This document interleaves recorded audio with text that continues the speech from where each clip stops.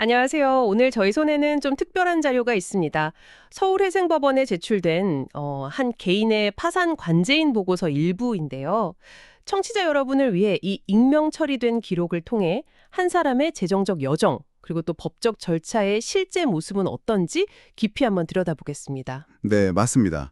이 보고서는 그 파산 관제인, 그러니까 법원이 채무자의 재산 관리나 조사를 위해 선임한 법률 전문가가 작성한 공식 문서입니다. 채무자가 왜 파산에 이르게 됐는지, 또 재산 상태는 어떤지, 그리고 이 절차가 앞으로 어떻게 마무리될지에 대한 의견이 담겨 있죠.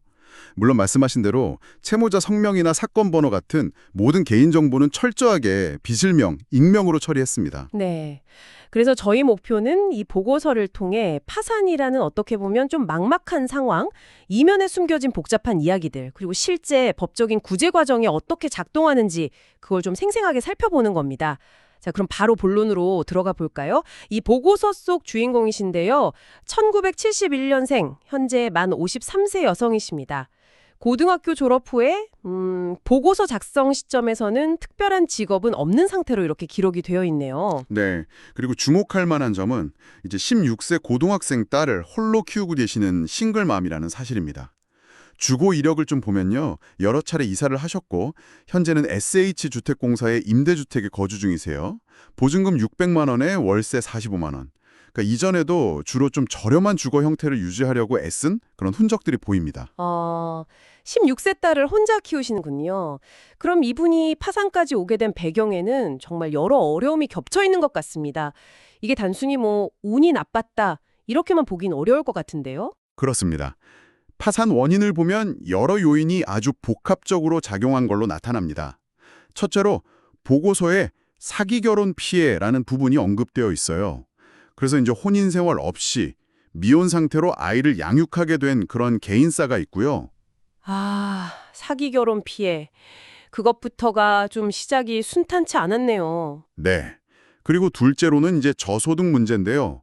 2020년부터 2024년까지 한 4년 정도 로또 판매점을 운영하셨다고 해요.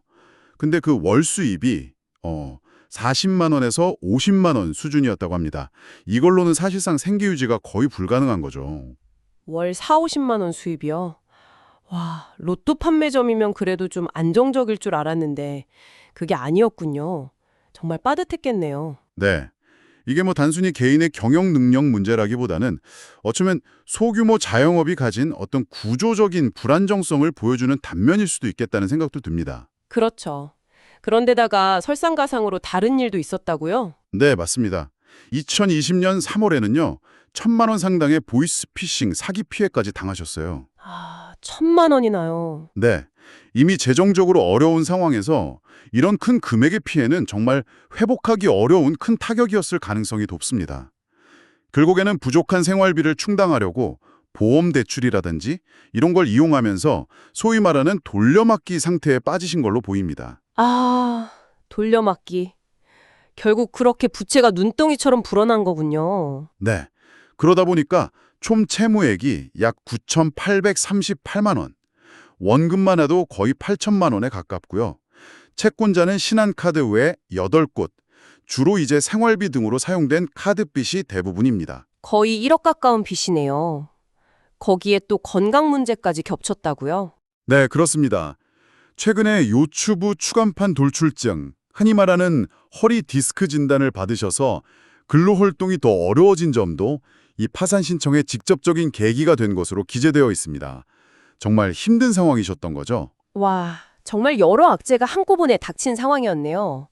그런데 보고서에 좀 흥미로운 기록이 있다고요? 네, 맞아요. 이 채무자분이 과거에도 법원에 개인회생을 신청했던 이력이 있다는 점입니다.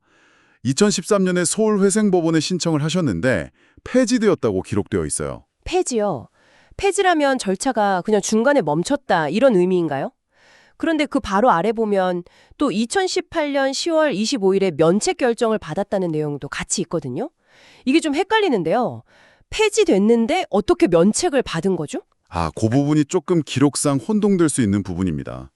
말씀하신 대로 폐지는 절차가 중단되었다는 뜻이고 면책은 채무를 탕감받았다는 의미거든요. 그래서 2013년 절차가 폐지된 후에 다른 어떤 절차를 통해서 2018년에 면책 결정을 받았을 수도 있고요. 아니면 단순한 기록상의 오류일 가능성도 배제할 수는 없습니다. 여기서 중요한 것은 어쨌든 과거에도 재정적 어려움 때문에 이런 법적 절차를 밟아본 경험이 있다는 사실이죠. 그렇군요. 알겠습니다. 그럼 이제 현재 진행 중인 이 파산 절차에서 가장 중요한 부분 중 하나죠. 재산 상태는 어떻습니까?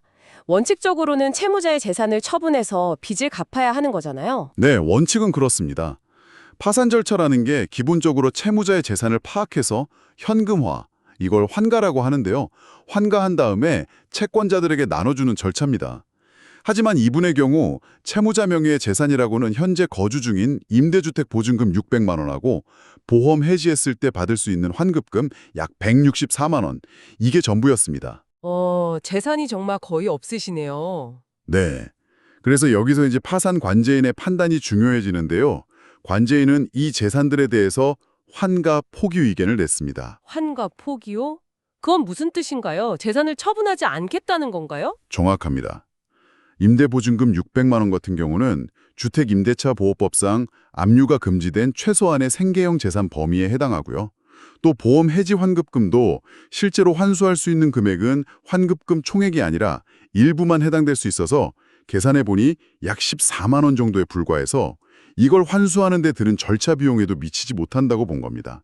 그러니까 그 최소한의 재산마저 뺏는 것은 실익도 없고 오히려 채무자의 생계를 더 어렵게 할 수 있다. 이런 판단이군요. 네, 바로 그거죠. 그리고 지난 5년간 처분한 다른 재산은 없는 것으로 조사가 되었고요. 부모님은 이미 돌아가셨고 상속받은 재산도 없고 또 미성년 자녀 명의의 재산도 없는 것으로 확인됐습니다. 그렇군요. 재산 처분 없이 절차가 진행된다면 최종적으로 관제인은 어떤 결론을 내렸나요? 모든 상황을 종합적으로 검토한 파산관제인은 최종적으로 두 가지 핵심적인 의견을 제시했습니다. 첫째는 파산 폐지 의견입니다. 파산 폐지요. 아까 개인회생 때도 나왔던 단어인데. 네, 여기서의 폐지는 조금 다른 의미인데요. 채무자의 재산이 너무 적어서 파산 절차를 진행하는 데 드는 비용, 예를 들어 관제인 보수 같은 것을 충당하기조차 어렵다고 판단될 때 내리는 결정입니다. 이건 채무자 회생법 제545조에 근거한 겁니다. 절차를 진행할 실익이 없다. 비용 때문에. 그런 의미군요. 그럼 절차는 중단하는데 빚은 그럼 어떻게 되는 건가요? 그대로 남는 건가요? 그래서 두 번째 의견이 아주 중요합니다. 바로 면책 허가 의견입니다. 네, 비록 파산 절차를 진행할 만한 재산은 없지만 채무자가 재산을 의도적으로 숨기거나 하는 등의 면책 불허가 사유, 즉 빚을 탕감해주면 안 되는 이유가 발견되지 않았다는 겁니다. 그리고 채권자들의 이의 제기도 없었고요. 따라서 이분의 채무를 면제해 주어서 경제적으로 다시 일어설 기회를 주는 것이 타당하다는 의견입니다. 그러니까 정리하면 절차 자체는 비용 문제 때문에 중단, 폐지하지만 빚 자체는 탕감, 면책해주는 것이 맞다. 이런 결론이네요. 네, 정확히 그렇습니다. 절차는 멈추지만 책임은 면제해 주는 거죠. 네.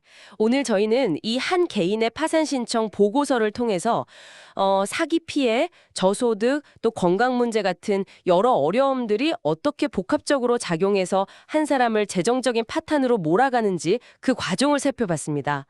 동시에 또 이 법적 절차라는 것이 단순히 빚을 청산하는 것뿐만 아니라 최소한의 생계 보장이라든지 또 경제적으로 다시 일어설 기회를 주는 측면도 고려한다는 것을 알 수 있었네요. 그렇죠. 이 보고서는 어떻게 보면 한 개인의 정말 안타까운 상황을 보여주는 동시에 우리 사회의 법적 구제 제도가 현실에서 어떻게 작동하는지 그 단면을 보여주는 사례이기도 합니다. 특히 채무자의 재산이 거의 없음에도 불구하고 면책을 통해서 새로운 시작을 지원하려는 이 관제인의 의견은 상당히 주목할 만한 부분이라고 생각합니다. 청취자 여러분께서는 어떻게 보셨나요? 이 보고서의 결론처럼 법적인 채무 탕감이 이루어진다고 해서 과연 이분이 실질적으로 다시 경제적인 자립을 이루실 수 있을까요?